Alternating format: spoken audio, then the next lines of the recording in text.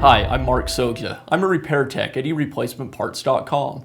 In this video, I'm going to show you how to sharpen chainsaw teeth. In theory, all you need to sharpen chainsaw teeth is a chainsaw sharpening file. To use a file, you would just simply hold the file on the chain, maintaining the proper top plate angle and tilt angle. The problem with this method is there's no way to maintain the proper top plate angle, the proper tilt angle, or how deeply the file digs down into the chain. That's where a chainsaw file guide comes in. The file guide simply snaps onto the file, and it has reference marks that'll help us maintain the proper angle and the proper depth. So to get started, I'm going to go ahead and clamp the saw in a vise. This will hold the saw, keep it from moving around on us as we sharpen. I'll lock the chain brake so the chain won't move.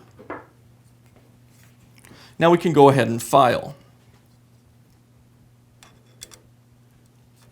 I line up those reference marks parallel with the bar. And I always want to file in the direction that the top plate angle points. So I'll line it up and go ahead and file. I want to count the number of strokes it takes to get the first tooth sharp. And then I'll use that same number of strokes on each tooth as I go around the saw.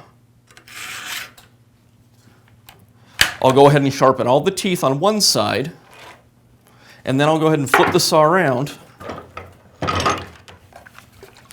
and do the teeth on the other side.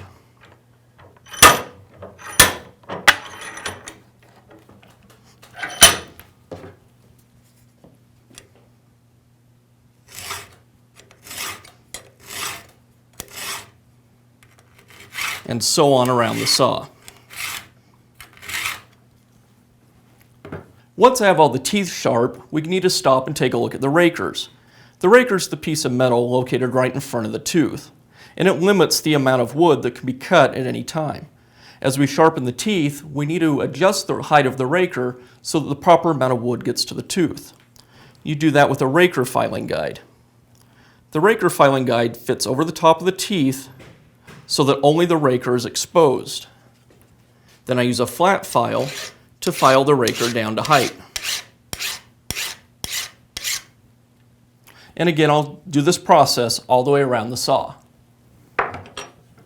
And that's all it takes to sharpen the chain on your chainsaw.